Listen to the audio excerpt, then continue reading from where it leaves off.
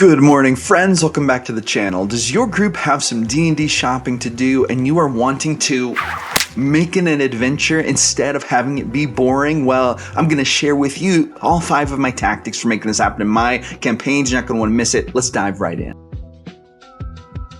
Shopping in D&D can be notoriously boring, and a lot of GMs skip it, but I think this is wasted opportunity for adventure. I love making shopping an adventure. If your adventurers have stopped at a village and they are going to hit the market, here are 5 tried and tested tactics to make it way more fun, make it an actual adventure, possibly even a whole session worth of awesomeness just from the shopping. First up, we have weird shopkeepers. Is there really any such thing as a normal shopkeeper? Probably not if you're going to the market in one of my villages. All shopkeepers have quirks. They're all going to be a little bit weird. One of my favorite things to do is to have the players go into a shop and have the shopkeeper judge them based on their appearances. I think this is so much fun. For example, one time my players had just landed in a fancy city and they went to the expensive part of the city to go shopping in a magic emporium, and they were wearing basically their shipfaring rags. Like, they were dressed like the lowliest of sailors. And when they went in, the clerk, who was a very beautiful and obviously uppity to do high elf woman, looked them up and down and with a look of disgust said, "I think you are in the wrong shop." And this, of course, brought all kinds of drama. They proceeded to try to kind of talk to her, but she was so argumentative and nasty. And it turned out that they left the shop and they plotted a heist just to come back and get revenge on her. But it was just so much fun to role play that. Another thing I like to do is give shopkeepers strange quirks or mannerisms. For example, let's say the players go into a general trader's shop and they're looking around, and this shopkeeper has a whole display of rope and he keeps trying to sell it to them. He's like, "Oh, hey, by the way, we've got these new ropes, hemp ropes, silk ropes. The silk ropes are expensive, but they're on sale. The hemp ropes are cheap, and they're even cheaper now because they're on sale. We've got ropes. Add a rope to your order and I'll knock 10% off." And it's just little quirky things like this that make it so much fun and so much more interesting than just finding what they want in the book and writing it down on their gold. There's also haggling to be done, and it's so much fun when they choose to haggle that I choose to give the shopkeeper strange quirks or idiosyncrasies that come out in the haggling. For example, I one time had them trying to haggle over food, and he was trying to sell them the lean beef, but it was a little bit beyond their price range. And so they were trying to haggle him down. And he would say things like, "Well, the lean beef they're very good cuts of beef. I would eat that lean beef 6 days a week. I don't think you're going to want to downgrade from that. I mean, it's quality beef." But then they're like, "We can't afford that." And he's like, "Well, we do have the salt pork. We do have the salt pork. The salt pork is good. I'd eat the salt pork 4 days a week. Easy. 4 days a week. It's salty, but it's good quality. It's good salt pork." Anyway, so the idea is, I just try to give them strange little quirks and role play. I use it as an opportunity to kind of do strange, quirky role play things I wouldn't normally get to do.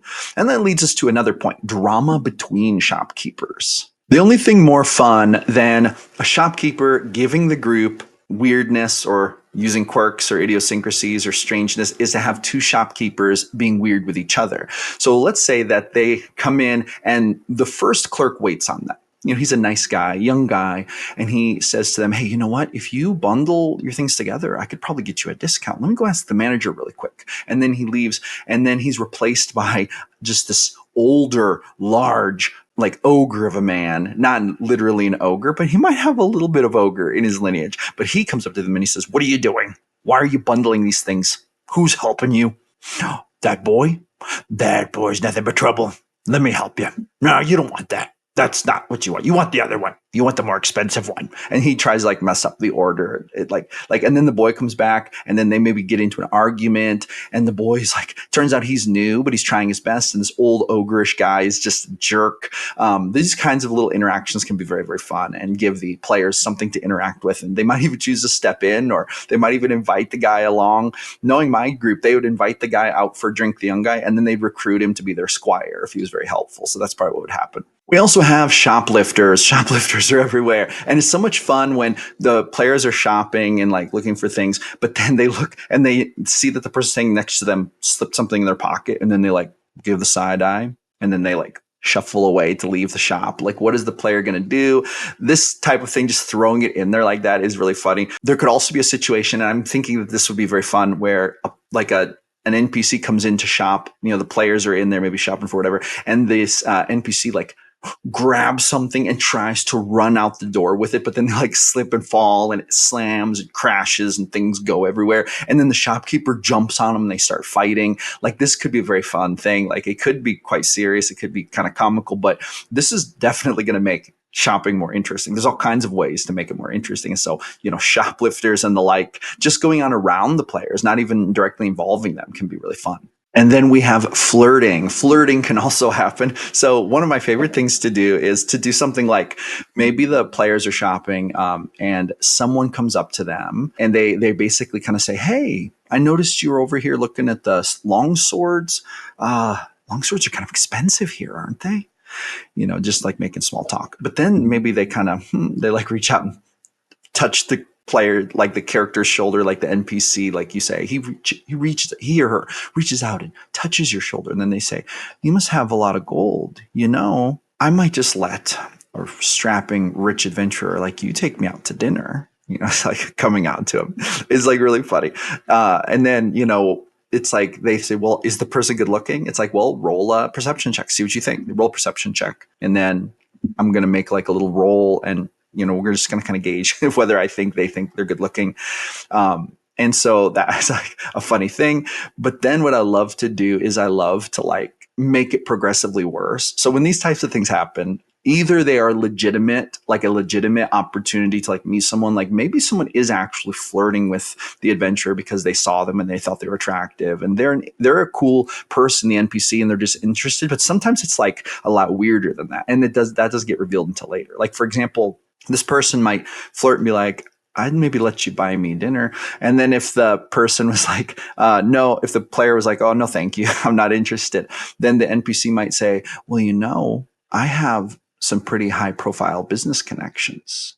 You look like the type of adventurer who's doing big business. I could probably get you hooked up, if you know what I mean. Wink, wink. Like, yeah, it's like, just like they're trying to make it like, but then it turns out that they're like a homeless con artist who just lies their way into meals. But then they actually do get a crush on the player character. So maybe they start stalking them as they're shopping. Like, it's just so much fun. So that type of thing can be used to make it really fun. And then finally, for what is perhaps my most normal D&D shopping adventure tip, is give them cool exotic things to find. I like to like find some good random tables and roll some exotic stuff they can find at the market. Like, for example, maybe they find camels, or maybe they find like long swords that were crafted from meteorite and have special properties, or maybe they find like a really cool telescope that has, something like a magical laser light in it or something. Like, maybe they like you come up with some weird kind of stuff. Maybe they find cool cone straw hats, whatever,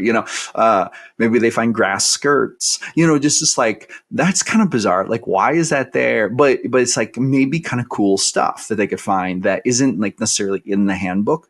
One time, one of the coolest things I think that I ran into is my group went into an antique shop in a big city, and it was in the magic district of a large city. And I random rolled to see like what kind of cool stuff they might find. And it turned out that in a pile of books, there were 3 old spell books just stuffed in there, and they were being sold for way below what would normally be asking price. And the players like bought all 3, like the wizard in the group, he like bought all 3 of them with his like all his gold, and he found like lots of valuable spells in there. And so this was like super valuable to him, but it seemed like the shopkeepers didn't fully understand, or maybe somehow, just like something happened to where these were put on the shelf way cheaper than they were supposed to be, but they were all different and they all had kind of slightly strange vibes. Like, one of them was slightly haunted, and then there was like different things going on. But this was like a cool thing, that an exotic find that I just stuck in there that was interesting. And so giving them the opportunity to find cool stuff like that is